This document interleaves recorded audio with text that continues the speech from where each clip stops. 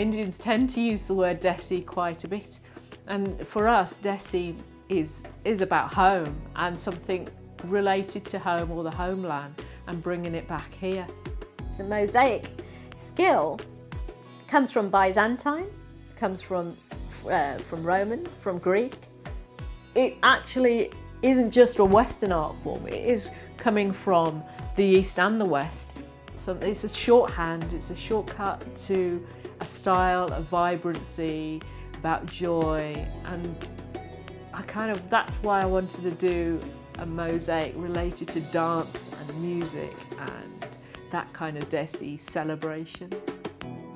So I just started looking at colour combinations and figuring out what kind of colours I'd like to see in a dress, you know, and what kind of colour clashes I could have, because having colour clashes sometimes makes the colours dance, you know. I'm making my own language, I'm creating my own visual dictionary of how I cut, how I place things together, and it is a way of creating a new story as well. Because it brings together two different aspects of the dance and the celebration, the Harvest Festival. So it's almost like everybody's dancing because of the festival of life, really, the dance of life and the joy of life, because hey, we survive another season because we've got, you know, the wheat in and, you know, the rice in and stuff like that, you know.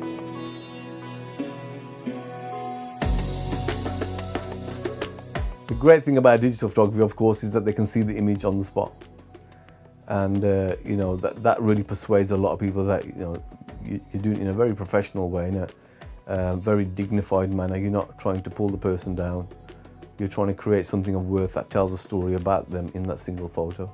In this project, Desi Pubs, we wanted what we call, you know, stoic images. They're almost like looking at a sculpture of that person. Who is that person? What can I tell truthfully as possible? And in the light I've got, in the space that I've got, that's a big challenge as well. You know, it's very rarely magic really happens in a portrait. And that's what you're always aiming to get. He didn't tell me straight away, but at the end he told me I'm an award-winning chef. So the image I finally choose of him is where he's looking really proud. He just cooked some food, he's put it on a tray, and he's in his environment in the kitchen, standing stout. You know, he's very proud of what he's just created, and I think that was the shot that I chose.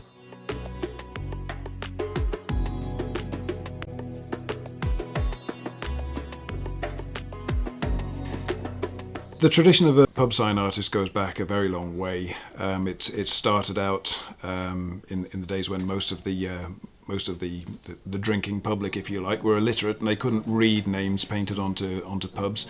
So they had illustrated pub signs, so that they knew when they'd found the Red Cow or the Red Lion or whatever, there would be a painting.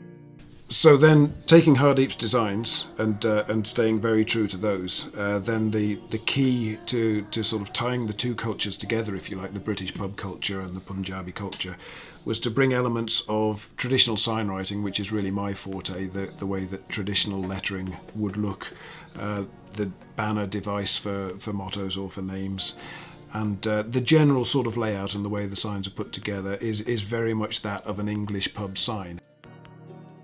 They're made out of a good quality plywood core, which is pretty much the traditional materials. In the very early days, of course, signs would have been made of just wooden boards that were side jointed, and possibly with a frame around. These days, it's a plywood core, exterior ply. It's got softwood frame around it, brought up with standard exterior paints, like you would paint your house with, at least 6 on these particular signs, probably about 9 coats of paint to start with, just to get it up to the base colour. And then on top of that, the design is painted in signwriters enamels, which are particularly good, very high density pigment. They're easy to blend in exactly the same way as oil colours. My take on that blending of the two styles is very much the story of the blending of the two cultures. And the way that whole sort of Punjabi culture has assimilated into British life and become not just something that runs alongside of it, but an integral part of it, in the same way that the pub sign ties together English tradition and Punjabi tradition, and that to me that was the feeling that I had that the whole project was about.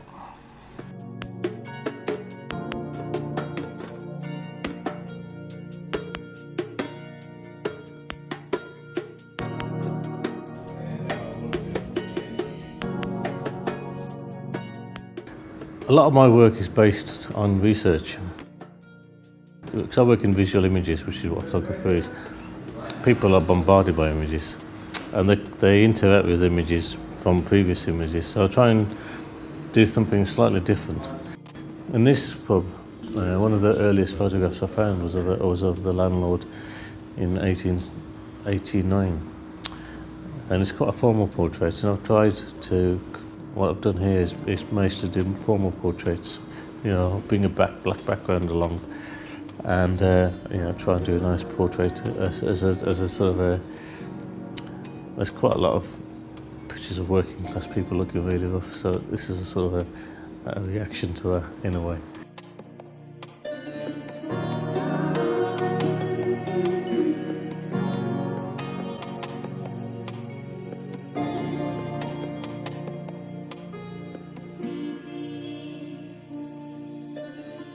I think over the last 40 or 50 years, a lot of the old leaded windows and stained glass windows have been ripped out of pubs, and they've just had plastic windows put in, or, you know, for maintenance reasons and stuff. And for me, it was really good to approach this project and try and make a traditional leaded light window, but that's got a twist on your normal leaded light window. And on closer inspection, you actually find out a little bit more about the pub. We're painting 4 roundels on the window, and these roundels tell us about the sort of the story of the early migrants to the Black Country area, but it's not one person's story, but you know, it's more or less about the young men that sort of came over in the 50s and 60s. Cutting the glass, painting the glass, silver staining the glass, which can give you a yellow on a coloured glass or a tinted glass, staining, painting the glass, different shading techniques, and then we'd go on to leading up the glass, soldering the glass together, and then it has to be cemented before it's ready to fit in the window. A lot of the glass in the windows is reclaimed glass, because a lot of these textures, like reeded glass, small Flemish, like old sort of stipple. Also the handmade glass, like the Hartley Woods and stuff, you can't get any of these glasses anymore, and it really gives it that unique look that it's been there for like 100 years.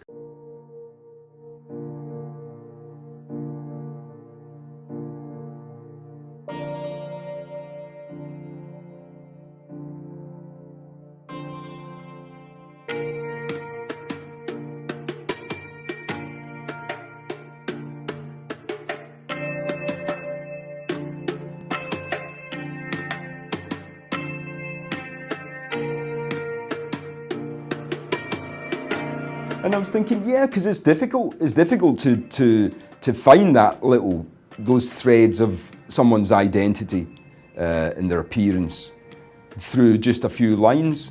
You know, you need a little bit of luck on your side in those circumstances. Certain little things, quirky things, even a person's gait, the way they relax in a chair, can speak volumes about who they appear to be to everyone else.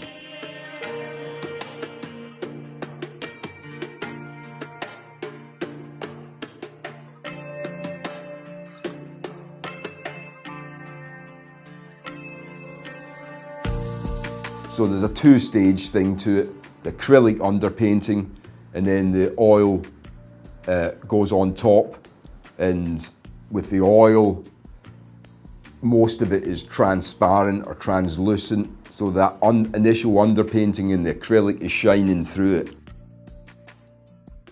Sometimes when you hang a painting, it needs to have enough eyes cast upon it for you to have any assessment really of how good it is. You know, I'll try and do my best and just hope that all the rest falls into place.